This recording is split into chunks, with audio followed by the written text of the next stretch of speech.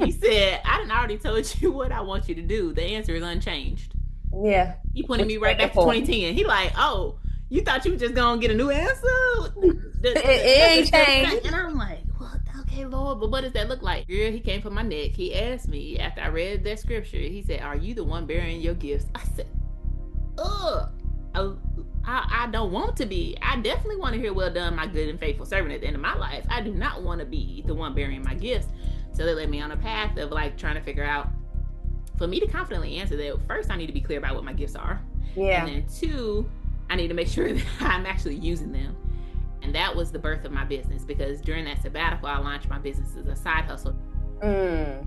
And so I was doing executive coaching, having a demanding P&G job as a director, plus a side business, plus being married. That was already a lot. And then throw in being a mom, it was like, Child. girl, you doing too much.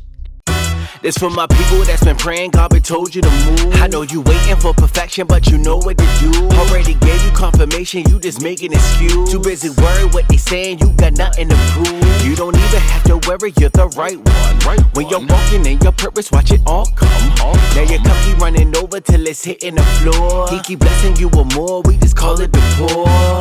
Yeah, we just call it the poor. He keep blessing you with more, we just call it the poor. Now you know what's in store. Your cup keep running over cause it come from the poor.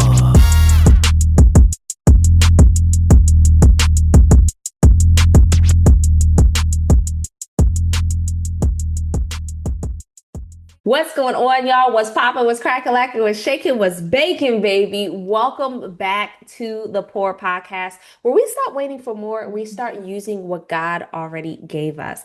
I'm your host, Nella, and around these parts, we are building from what's already in our hands. So whether that's your life, your business, your mindset, or just the next step, it's time to get into today's Poor.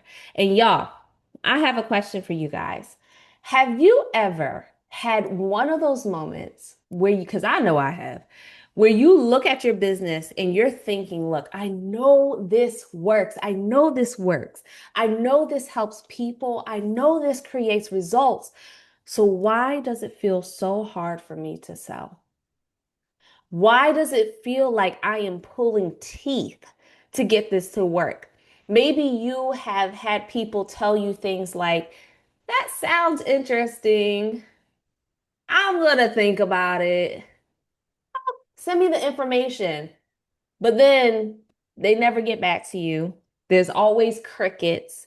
There's always dead air. And then you feel that anxiety just to reach back out to them and wrap back around, right? Meanwhile, in the midst of all of that, you are sitting there wondering, what is the problem? What if the problem is my offer? What if the problem is my pricing? Maybe I'm not exactly clear on my audience. Maybe my content is trash. Or maybe I'm not even walking in what I thought I was called to walk in. But can I be honest with y'all? Just come here. Come here. Let me hold your hand when I say this. What if the problem wasn't the value or any of those other things? What if the problem is the communication? Just think about it for a second. What if people aren't saying no because they don't want it? What if they are saying no because they just don't fully understand what it is that you are bringing to them? I know somebody just said, "Oh, you might be onto something right there." Well, guess what? That's what we diving in today, y'all. And I can't wait because we are going to be talking today about the messaging gap. I know I've dealt with this. I know plenty of entrepreneurs who have dealt with this, the communication disconnect between you and your audience, and how faith-led founders can stop over explaining. How many of us just start talking about it and then it's just like throw up, right? Let's catch the throw up before it actually comes out.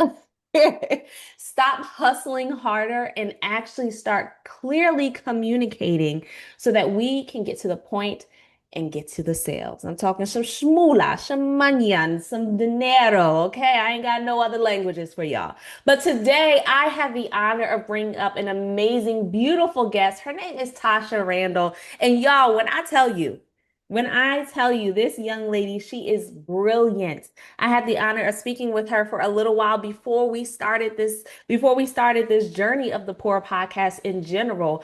And Tasha's mind when it comes to sales, when it comes to communication, y'all, she's a beast in her own right. Okay, Tasha spent 15 years as a marketing executive managing billion-dollar brands. Y'all, I said billion with a B. We're not talking the millions. We're not talking thousands. We talking billions and driving millions in revenue for Fortune 50 companies. Y'all, so when I tell you get your notebooks out, get ready, lean in a little bit closer, go put those kids away, whatever you got to do, because we're going to go ahead and get into this conversation today, especially for my faith-led founders. Tasha, welcome to the Poor Podcast. How are you doing today? Hello, hello. So excited to be here. I'm And girl, excited the to energy you bring in, I'm already here for it. I'm like, yes, get them notebooks. Let's get have ready. Nella is about to usher in some gems. She about to pull it all out of me. Come I on love now. it. Look, I am excited for this conversation because I know there is somebody out there that is just like, look, I'm struggling out. I'm struggling in these streets, Girl. right? I see it time and time again. Look, I want to start here. I don't even want to start at the basics of the things. I want to start with what is the biggest mistake founders make when they are trying to communicate the value they offer? Yes, the biggest thing that they make, it says simply, they are all often communicating from the problem and Mm, their expertise rather than communicating from the solution and uh the desired outcome that their mhm, ideal clients want. So they're or actually, I think I said that backward. I meant to say they are communicating from the solution. They're talking about their expertise, their methodologies, the results mhm, that they or the sorry, not the results, but the methodologies and the expertise that they have, rather than talking about the problems, the pain points, and the outcome that their buyers want. And so that mm, creates that communication disconnect because while they're talking about it from their vantage point of being an expert who's traveled through many years of developing that expertise, that knowledge, that earned experience, and they take for granted a lot of the things that their buyers need to hear to connect the dots on how the solution that they are selling actually mhm, solves the problem and the pain point that their buyer most wants. And so mm. that's the biggest thing is that they're talking from the solution that they offer Right. rather than talking about it from the pain point and the problem that the buyer has.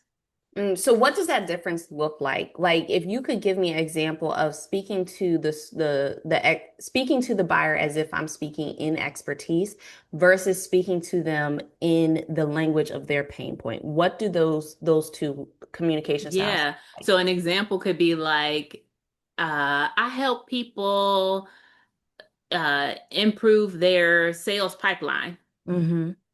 And meanwhile, the person is sitting over there with glazed eyes, what does that look like Okay. in practice? How does that actually solve my problem?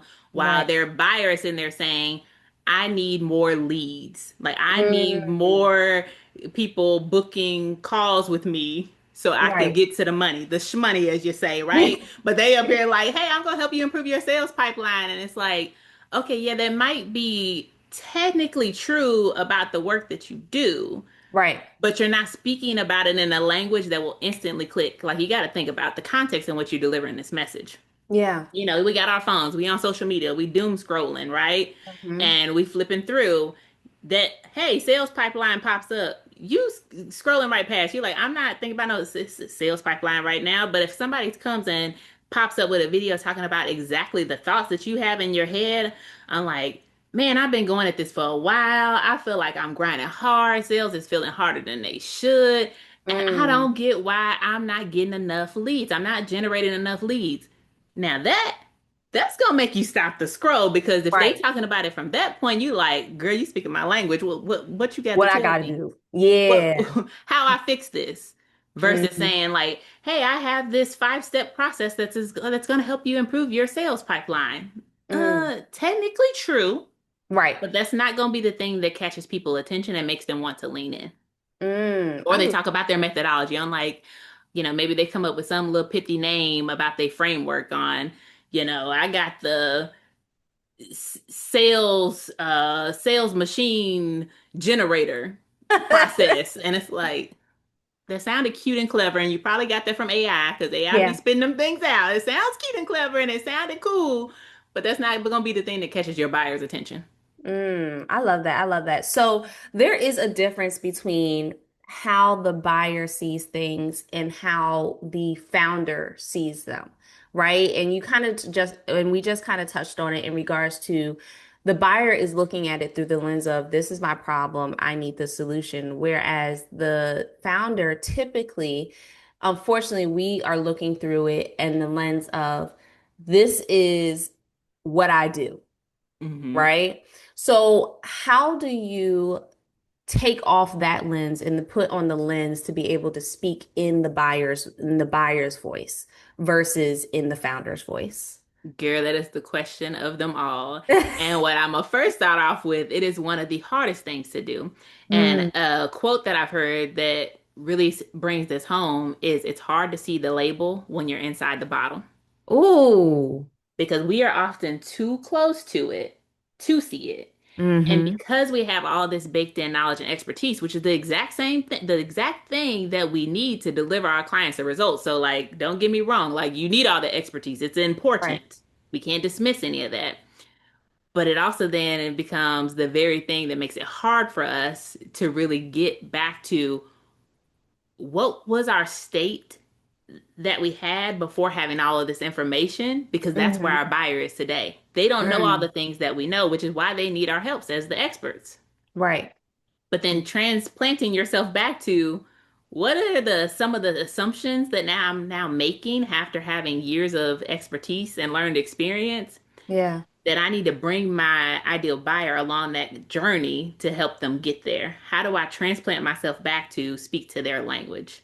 There's a Mm. couple things that I'd say Okay. is one of the things that helps is going out and talking to your ideal buyers, Okay. like getting out there. So at Procter and Gamble, one of the things is that I always used to do as an innovation director was I would go do consumer research. I would Mm. have to get out and talk to people. I cannot sit behind my computer screen all day and come up with new innovations and ideas that are actually going to sell Right. without talking to the people that I am trying to serve. Same Mm-hmm. is true for us in entrepreneurship. We got to get out and talk to some people. Get out and talk to the people who have the pain points that you help solve and figure out what is the language that they're using. So that's Mm-hmm. like number one. Get out and have some conversations. Don't be afraid to put yourself out there. We're talking about using what God gave you.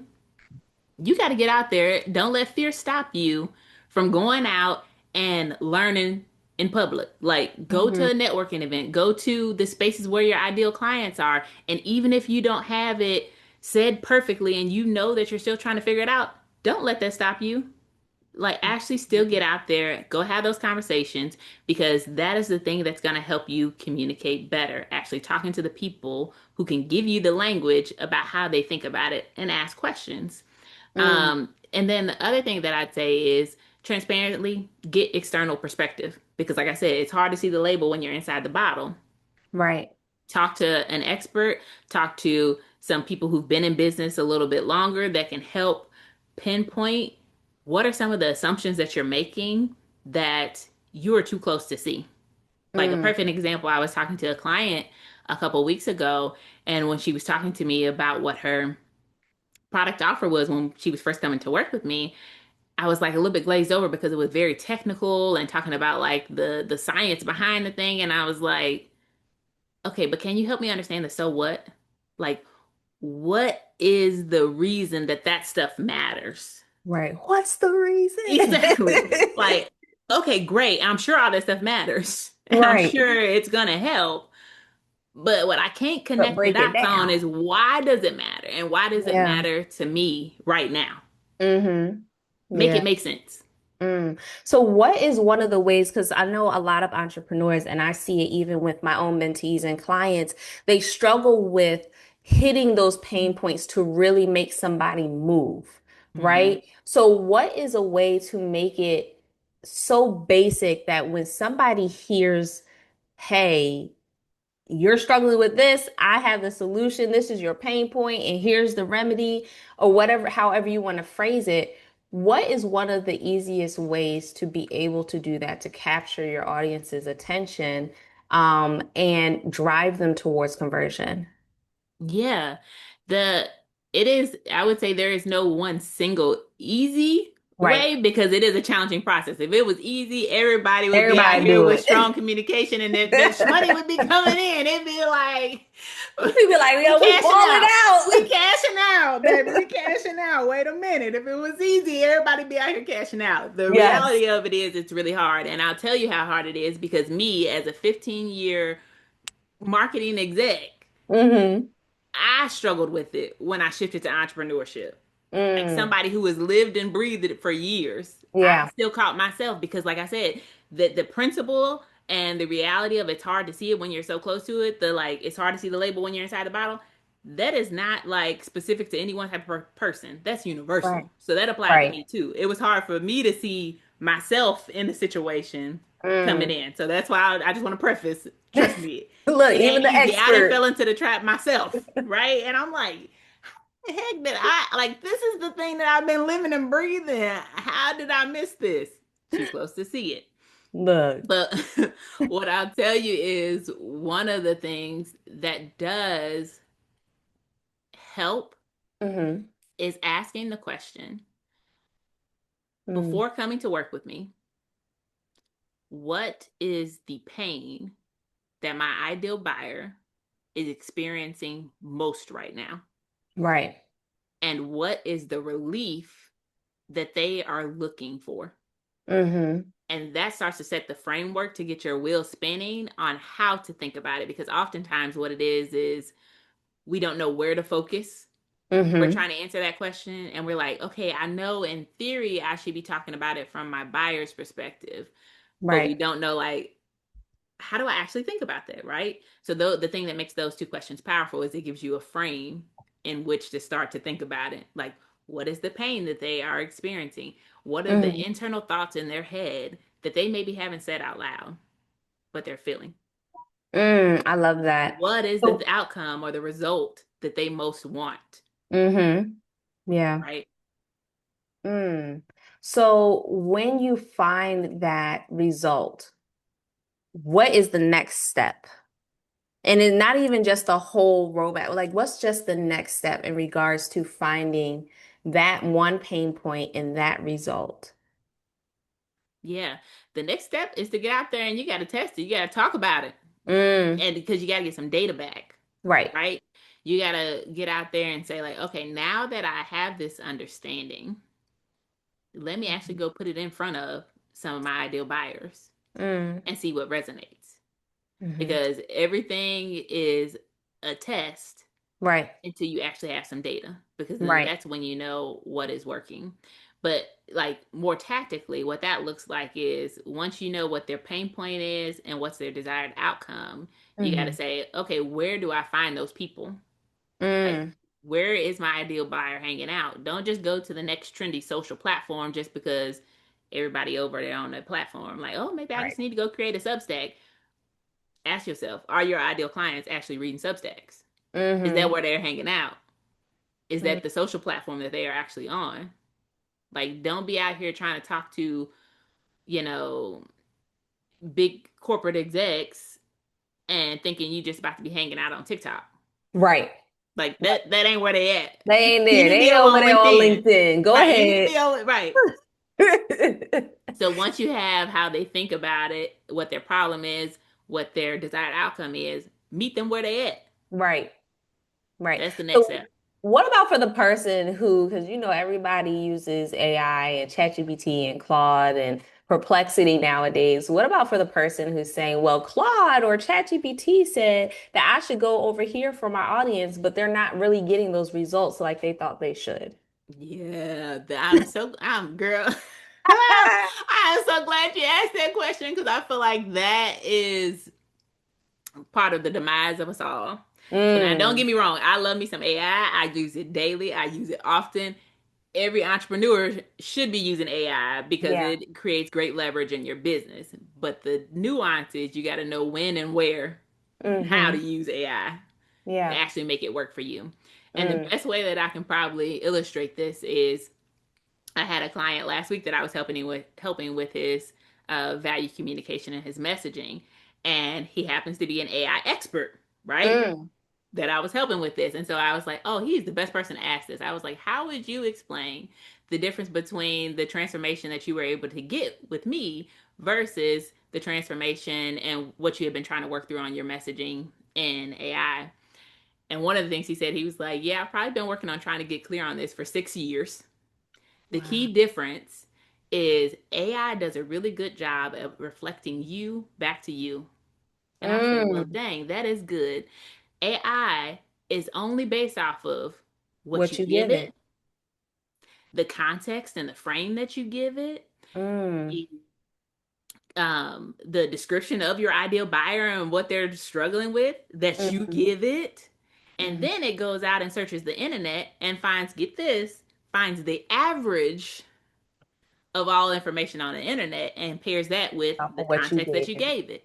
And then you're Mm, wondering why your output come back feeling generic. It went out and searched and gave you the average paired with what you gave it. So it's mm, reflecting you back to you and then the average of what everybody else talking on the internet, mm. but not necessarily what your ideal buyer Is is really needing. thinking and what they are really needing. And we just talked about one of the biggest struggles on why people struggle with the communication gap is Mm-hmm. because they're too close to see it. They are too far into their expertise to know how to think about it from where their buyer is. And Mm, that's why it is a scary thing when people think I'm gonna solve my messaging problem just by going and prompting on AI by myself. right. It works if You you know how to already prompt it. if you know how to prompt it, but more importantly, before the prompting, you have the right insight and the Mm-hmm. right benefit communication that would resonate with your ideal buyer. How Mm, I equate this is in my years at P&G, one of the things before we created any piece of commercial advertising, so the commercials you see on TV, mm-hmm. we always had to write a brief. Right. And the brief was what we delivered to the creative agency to go and actually create. So like I went out there filming no commercials, but my job was the strategy, right? The part that I owned was being very clear about what was the objective of the commercial, Mm-hmm. what was the insight of our ideal buyer, and what was the benefit statement that needed to be delivered for them to get into action, which was to go buy our products. Right. And if that brief was bad, the output that we got back from the advertising agency was crappy. Mm, That's equivalent to the brief is understanding your insights about your right. ideal consumer, and the agency in this case is AI. So Mm. if the inputs that you put in are bad, AI gonna bring you We're back gonna get something some bad crappy. stuff. Yeah. Yeah. Ooh, God. Y'all, I hope y'all are taking notes right now because she giving a master class. She giving you guys a master class. Okay, so somebody is saying right now, they're probably watching this and they're like, okay, I get it. I need to understand who I'm talking to and their pains, what's keeping them up at night, and then what is the solution to that pain and speak to them through that lens. But I am uncomfortable because my business is faith-based or faith-driven. I am uncomfortable with sales. I'm uncomfortable with creating an offer, and I believe that my offer should be free in that aspect. How do you handle that being a faith-based agency yourself? Yep. What I want to start off with is if that is you, I want to look you in the eye right now and tell you, I get it. I understand. I have been there. I also want to tell you lovingly Let her hold your that hand. is not, yeah, let me hold your hand. I don't believe that that is what God wants for you. And Mm, here's why biblically rooted. because I'm big on like, don't just lead me astray telling me things that sound good and feel good. Like, Yeah. what the Bible say? What does God say? Yeah. Look at the parable of the talents. If you're not familiar with the parable of the talents, quick summary is the king gave 3 men different bags of talents, gifts, silver, money, right? One man he gave 10, the other man he gave 5, the other man he gave 1. The 2 men, one who had 10, he went out to the marketplace, multiplied it, came back and said, my king, you gave me 10. I came back, I multiplied it, turned it into 10 more. So I'm coming back and giving you 20. Mm-hmm. The guy with the 5, same thing, went out to the marketplace, flipped it. Hey, you gave me 5, I came back, I multiplied it, and now it's 10. The one with he gave the 1 bag, he said, okay, what did you do with what I gave you? That man came back and said, oh, I was afraid of your harsh judgment. And so I didn't want to lose what you gave me. And so I went and buried it. And so I am excited to tell you that I came back and am giving you exactly what you gave me. Here, the 1 bag you gave me.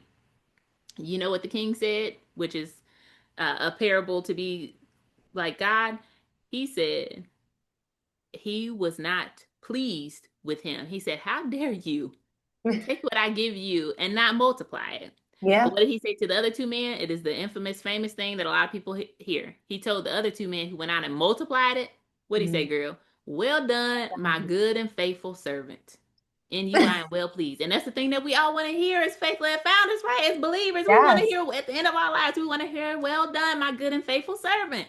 Mm-hmm. So what I want you to take from that is God expects us to multiply. Even if you wrap all the way back to Genesis, to the book of Genesis, where he says the first command he gives man, be fruitful and multiply.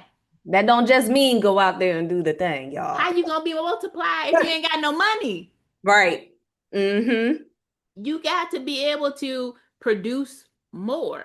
So, Yeah. like, yes, serve people. That means as a faith-led founder, we should all be serving people with integrity. Don't be out here Yeah. scheming.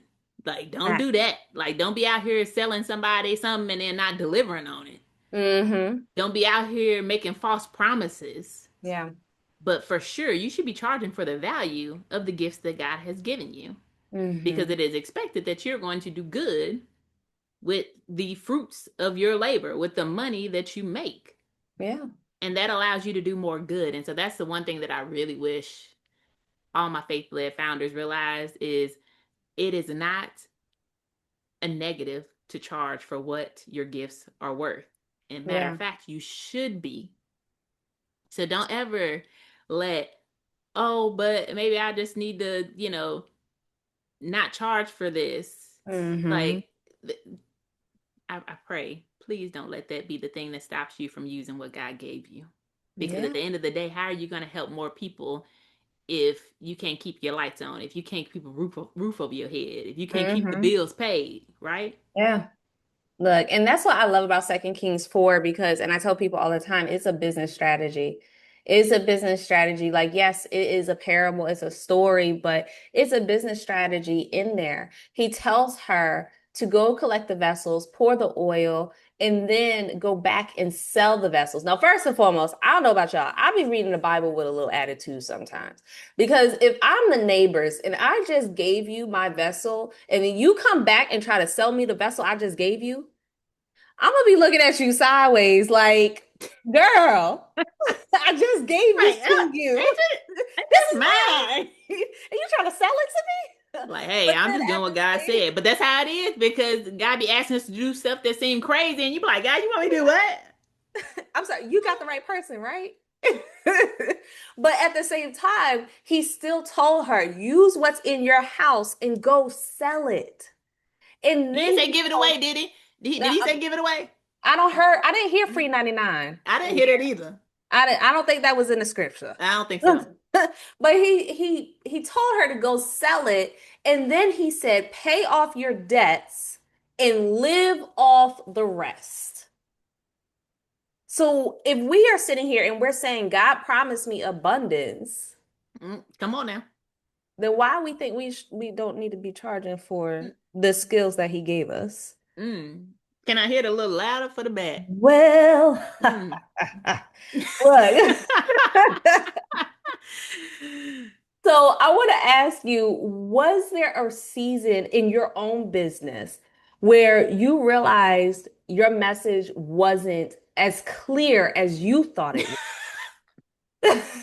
Girl, didn't I tell you that I struggled with this myself? Girl, was there a What did that season? season look like, and Seasons. how did you get to your clarity? Girl. So let me tell you. I was about to say, don't laugh at me, but you can laugh at me because I want to show you how real it is. Where I started off was trying to talk about my methodology. Like, oh, let me give Hmm. you my 4S revenue code.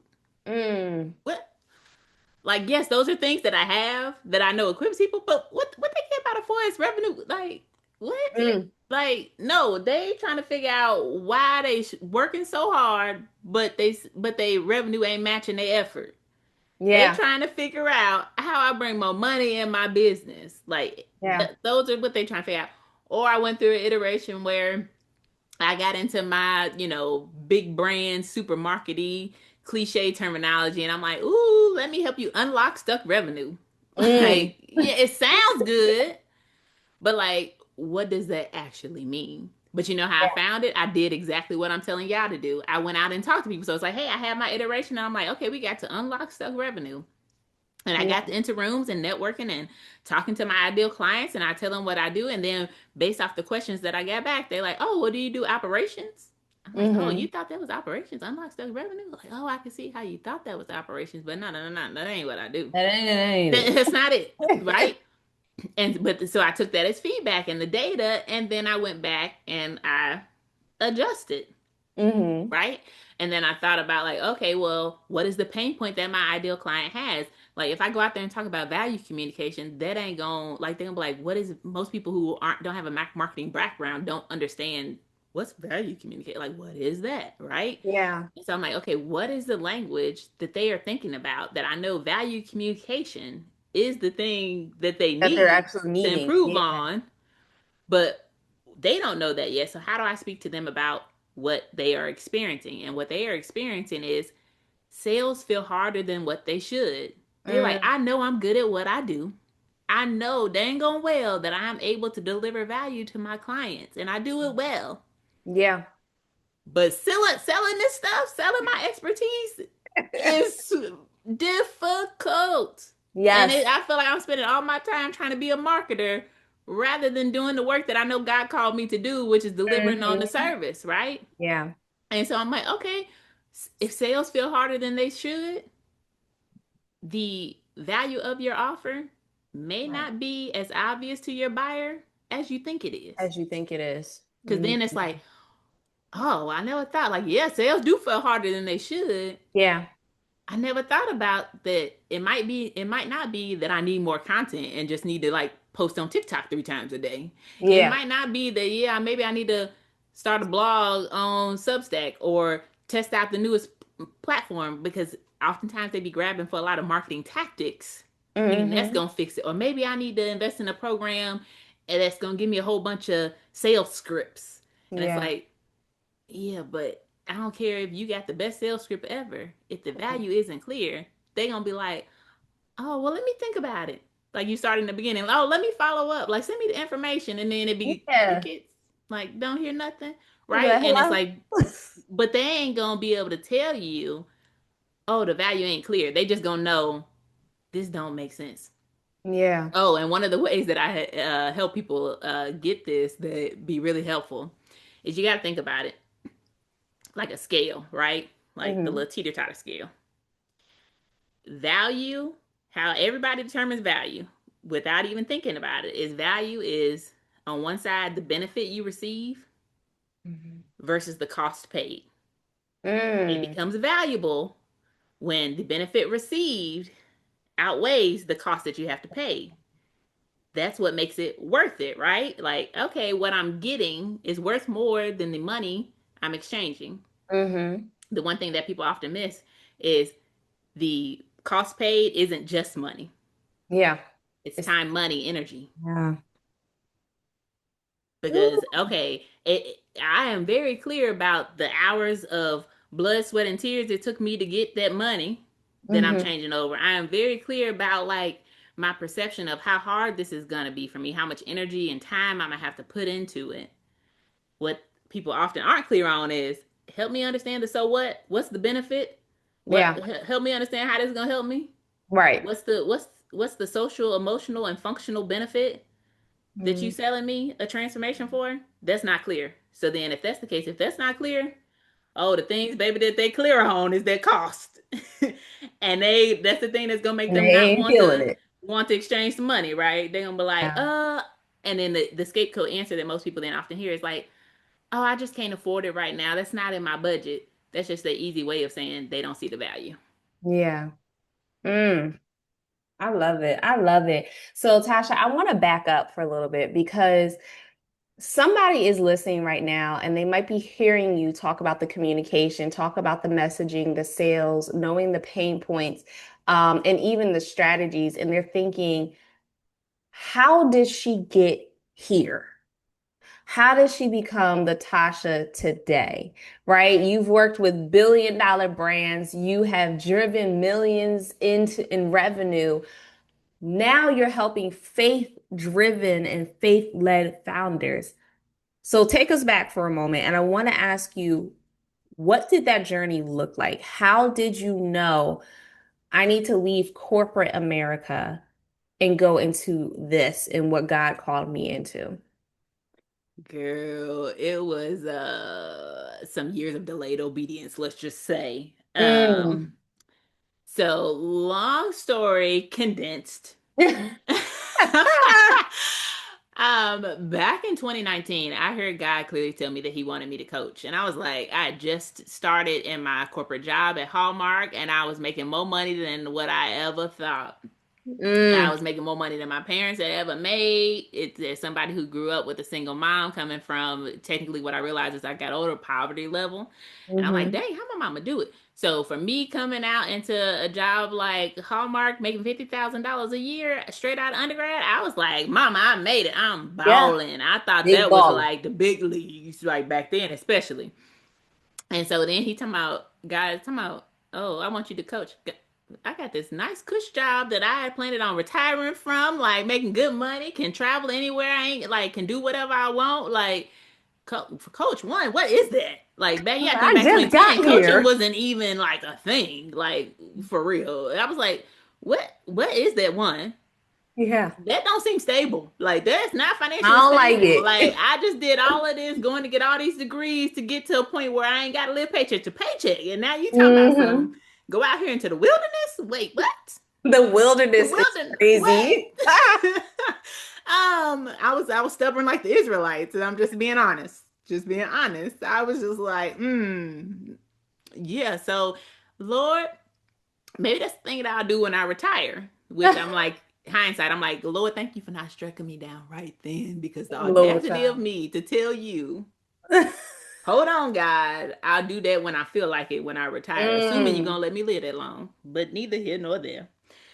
The delayed obedience for many years, it was something that always tugged on me, Hmm. that like always came up, and I couldn't shake it.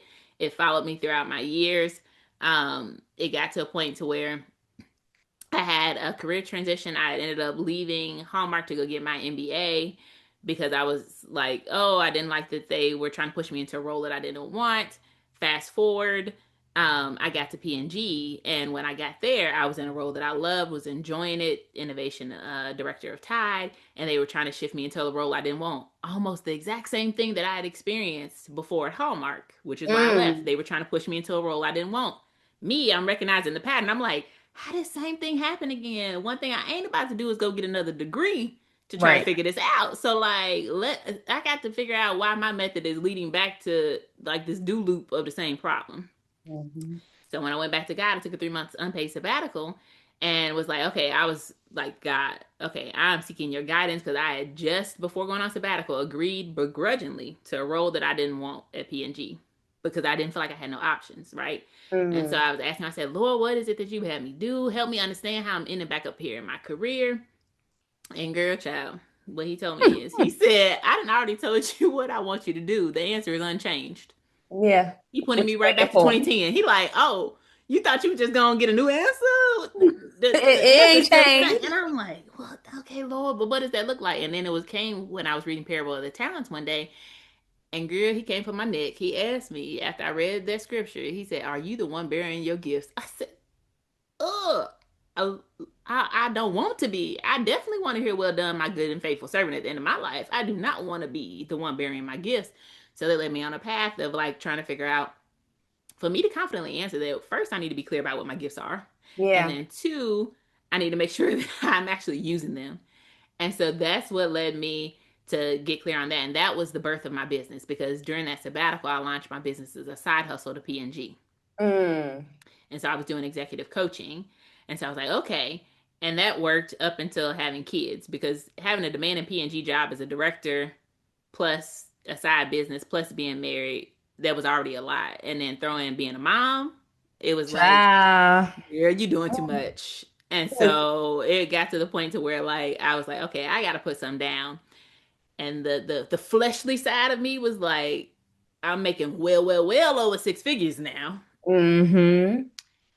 The side business ain't as stable, and now my mom, I got mouths to feed. Let me go ahead and stick with the stable thing. Yeah. Made logical sense. It was disobedient, to be honest, and God showed me that and worked on me. And then fast Mm. forward to 2024, when what I say, he likes to turn up the heat on me when I'm disobedient. He like, okay, we gonna see how long We it gonna take you, and I'm gonna play. keep turning up the heat until you get uncomfortable enough to finally surrender and come to me for Mm. guidance. So that's what he did. 2024, I was back there like, okay, Lord, what is it you would have me do? He like, oh, I I'm got ready. your attention. I'm ready. I'm ready. What you want? Take He like, me. he like, oh, you know that you listening. He like, yeah. So you supposed to put something down in that season when it was too much to carry. When I was trying to juggle Mm. the side business and the career and all those things, but not what I told you to pick up. I said, well, dang. I said, what that. You right, you right. And he said, well, in 2025, I need you all in. No more one foot in, no more one foot out. Mm. Can't be lukewarm. Can't be lukewarm. Can't be double minded. He like, cause we tried that already. You had the side hustle. You was trying to be one foot in, one foot out. We see how that worked, didn't we? You ready to try my way? Exactly. And so at that moment, I came home and I told my husband, I said, I'm about to quit my job. I said, God done told me all in. He was like, wait, what? Mm. And I was like, oh, that was a whole nother prayer. I said, Lord, I finally believe you gave me this husband, and I know clearly what you didn't call me to do. I'm gonna need you to get them on one accord. And the Lord did his work, and my husband will tell you to this day, he's like, oh yeah, he definitely worked on me, because I was not there at first, but now he's my biggest supporter. But so I got all my ducks in order and resigned from P&G. And my last day was in January of 31st of 2025. And so Wow. that's how I got here into doing this. And let me tell you, the journey still happens, because when I first left, I just assumed he wanted me to pick back up where I left off, which was executive coaching, working more with career focused corporate clients. Right. And then fast forward, what he has told me towards the top of 2026 was, he's like, no, I didn't call you out just to go back and pick up what you was doing before. Mm-hmm. It's Yeah. bigger. We want bigger impact, bigger ripple effect.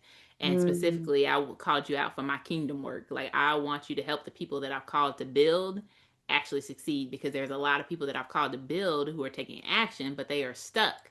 And a lot of it is they have the gifts to deliver the work that they are good at doing, Mm-hmm. but they don't have the marketing and the business understanding to grow that into a business. Mm. So, and I want to, because you said something earlier and you just kind of brought it right back around. What did it look like when you said, okay, I need to identify my own gifts? Mm-hmm. How did you do that? What did you do? What was that process like? Was there some, are you sure that like that's really my gift, or you just, is that just something I'm just putting down? Like, what did that process look like for you actually in actually identifying those gifts? Yeah, so like I said, it was during my 3 month sabbatical, so it wasn't Yeah. like a quick like, oh, I sat down and just Wrote out a wrote list. it out. Yeah, no, I spent some time in reflection and meditation often, and I asked myself some key questions. I don't remember them all exactly, but a couple of them were is like, what am I doing when I have the most energy? Mm, What are the things that light me up? What are the things that I can do for hours and not get tired of? yeah. What are the things that drain me? Because I had to look at the opposite side. That way I knew what to stay away from. What are the things that drain me?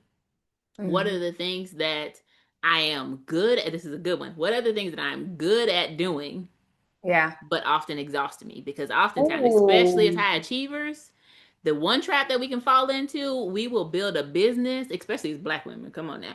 We will make a way out of no way. out of We nowhere. will take something and make something of nothing. And we are really good at doing that. But the scary part is, that's the thing where you can end up building a business that actually ain't anchored on what you've been called to do, Come on now. because you just doing something that you are capable of. Capable Mm, and called are different. mm, What is the thing that God has actually gifted you for? Those are the things that come easy to you. And the scary thing is, those are things that the things that we often dismiss and undervalue because it comes so easy to us. This goes back to this hard to see the label when you're inside the bottle. Because it comes easy to us, we assume, oh, that's common knowledge. Everybody must be able to do that. yep. Nah, that's Yep. not true. And this is where then getting external perspective is helpful, because you ask other people, like, hey, what are the things that you think I am skilled at? Now, granted, you got to take it with a grain of salt. You can't let somebody else's opinion be the end all be all, but it's Mm-hmm. helpful data. It's part of the data gathering. Also, Yeah. looking at what are the things that people often come and ask me for help for, that then give, those are signals to help kind of guide you on, okay, I'm starting to see a pattern. Mm-hmm. What are the things that are connected here? The things that give me energy, the things that people often come to me for help for, the Right. things that I might be taking for granted that may not be as common knowledge as I think. And that can kind of start to steer you in the right ship. But I'll tell you, it is, like I said, it's not an easy sit down process, but that can get you Mm-hmm. started. Like, that was actually where I started with career coaching, was helping women figure that out, and how Mm, do they use their gifts at work, when I was doing the career coaching side. And we went through an 8 week process of peeling back the onion and asking all the questions that help people get there.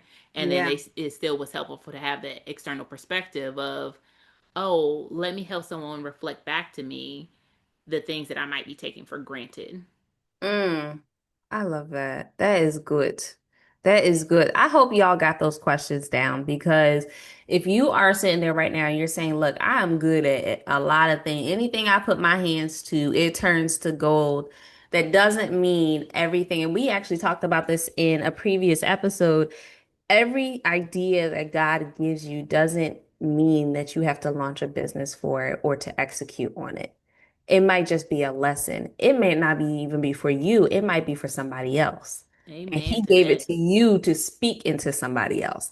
So we have to be able to hear him in this time, that, and you may not be the person that takes a 3 month sabbatical, okay? But you still need time with God to be able to identify, because sometimes we think our gifts are one thing when he says, no, that's just a capability. Just like Tasha just said, that's just a capability that I gave you. That's not what I called you to do, though. And so I thank you for putting that differentiator in there so people can understand it's not one and the same. They don't go hand in hand all the time. Looking back now, can you see evidence that God was preparing you outside of the turmoil that was happening over and over again between different jobs, but evidence that God was preparing you for the work long before you said, okay, God, I surrender. I surrender. Oh, absolutely. Um, and the scripture that I say that ties to this is the scripture that my company is founded on, Romans 8 and 28, which says, all things Mm, work together for the good for those who love God and are called according to his purpose. mm, So even if it wasn't in his master plan, he found a way to use it and redeem it for my good, right? right. So even in my seasons of disobedience, he still found ways to take those experiences that I went through to help still serve the purpose that he designed me for. Mm, So there are many instances where I can see it all leading back. One of the recent ones is the fact of, back in when I first quit from corporate and resigned, mhm, about 3 months in, I was walking on the treadmill one day, and God told me, I want you to start a group for faith led entrepreneurs to help them stay steadfast on the missions that I've called them to. mm, Mind you, I left to do executive leadership and career coaching, so I thought. That was what I Thought thought. that was what you were doing. And so when he said that, I said, Lord, I ain't even figured out this other business you done told me. You literally just told me quit my whole job to go Mm. start this executive leadership and career coaching business. And you want me to start a group of faith-led entrepreneurs? Like, Hello? how much you want me to carry? Like, what? And I heard him in that moment say swift obedience. I heard him so clearly. Swift Mm. obedience. So I said, he said, you didn't have a long time of delayed obedience. This is a season of swift obedience. And so I said, okay, I'm gonna go forward. I went ahead and launched the group. Was doing it. I was like, okay, I viewed it as a side project, but like I'm doing it, I'm being obedient. Fast forward to 2026, when he revealed to me that the actual mission is to help faith-led and mission-driven founders and Mm-hmm. successfully building their businesses and using their gifts. I said, Lord, and he was like, you thought that was a side project? That No, was linked baby, to this the is the project, the yeah. main thing. And I was like, Lord, well, forgive me because I'm slow. That went way over my head. I didn't see that, a year ago when you first told me to start it. Like Yeah. I totally missed it. And this is why obedience is important, even when it don't make sense, because we don't know how the full plan unfolds. Only God knows that. Which is Hmm. why you got to be obedient. The other Yeah. thing that it sparked for me when you were asking the question was talking about the seasons of multiple, like the turmoil that I went through. Hmm. That is a lesson I want people to keep in mind is when patterns of turmoil keep repeating themselves, that's a moment that you should pause and be like, Lord, what am I missing? What are you trying to teach me that I have not learned yet? Mm. Let that be your sign because, like, yes, we will go through trials and tribulations, even when we're doing everything right to grow our character, but it's to teach us something new, it's to grow us. And if you ain't learning something new and you still doing the same old things, that's when God Hmm. gonna send you right back. They're like, okay, well, let me run that back because you ain't got it yet. We ain't get it. We ain't learn your lesson. Right. Girl. Girl. But Y'all. yeah, and then like the marketing experience, like when he first told me to leave in 2010 to go coach, had I coached then, I didn't feel capable. I was like, Lord, I ain't lived enough life. I ain't got enough experience. God would have provided. Like who he calls, he equips. He would have equipped me. Yeah. But I went and had my marketing career, which was all great and dandy.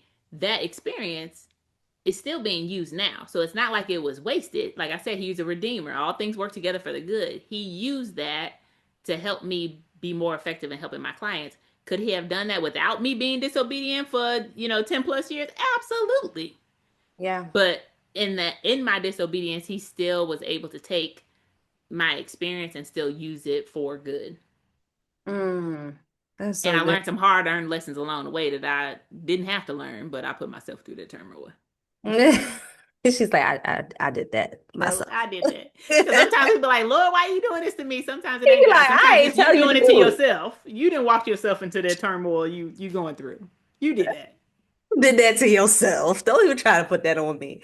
Look, and Right. you said something so amazing. Who he calls, he equips. And I think a lot of us end up forgetting that you don't need all of the things to get started, right? Amen. And this is why this podcast is founded on Second Kings 4 is because you start with what you have, Come on now, because right? she went with a question.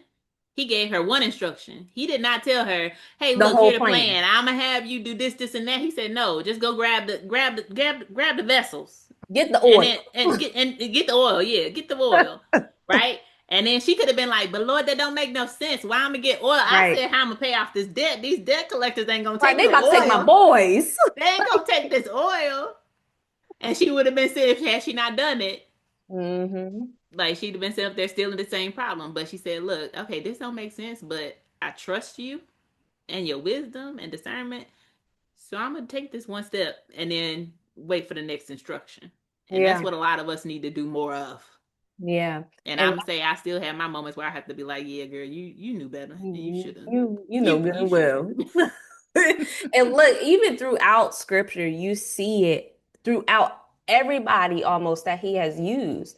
Like Moses was nowhere near equipped. Mm-hmm. And Everybody thinks he was such a eloquent speaker and this, that, and the next thing. No, that was Aaron. Right.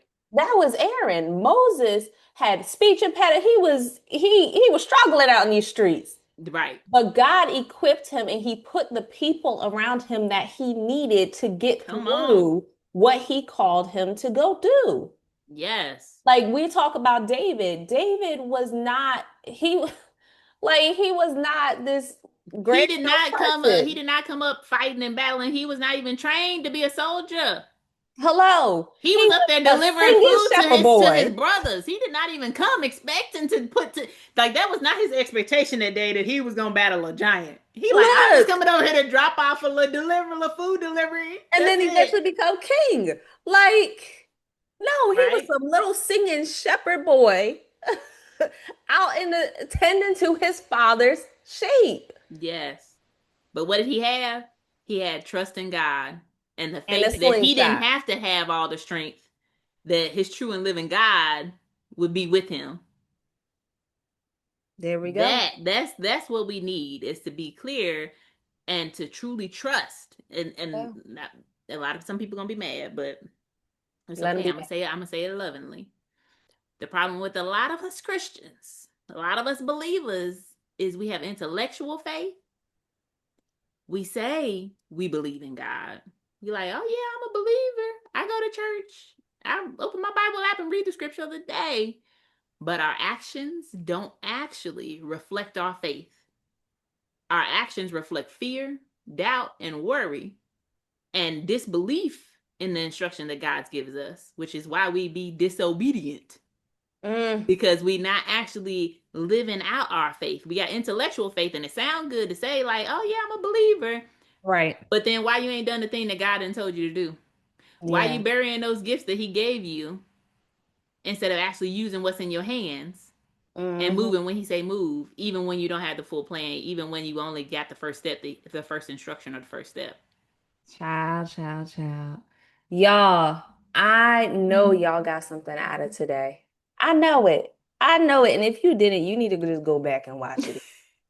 Cause I don't know what you was doing. You was distracted or something. But Tasha, this has been so, so good. We have talked about the communication and the gap, the messaging, the sales, the obedience. Like, I thank you so, so much for coming on the Poor Podcast today. And one of my biggest takeaways from today's conversation is that sometimes the problem isn't the gift, right? The problem isn't the gift. It's not the offer that you have. It's not the value. Sometimes the problem is that people they don't understand the words that's coming out your mouth, Exactly. They don't know y'all. the so what. Like, yeah, okay. Or they may understand the words that's coming out your mouth, but they're like, okay, help me connect the He understands dots. the Like, words how that's does coming that out your matter to mouth. me? And right now, how does it solve my problem? Yes, yes. Lovingly. It is So a what? yes, look, y'all, it's about making sure the people you are called to serve can actually understand how that gift helps them. All right, how it solves their problem. Stop speaking to them in your lingo, in your language, your jargon, and start speaking to them in their pain. Okay, before we wrap up, Tasha, I want to ask you one final question.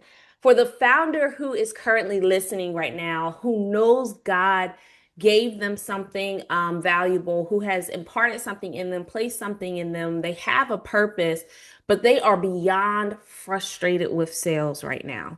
They are like, I am over it. The sales are not sailing, the math ain't mathing where they want it to be. It's not where they want it to be at all. The message is starting to feel unclear, especially the more as they listen to us talk.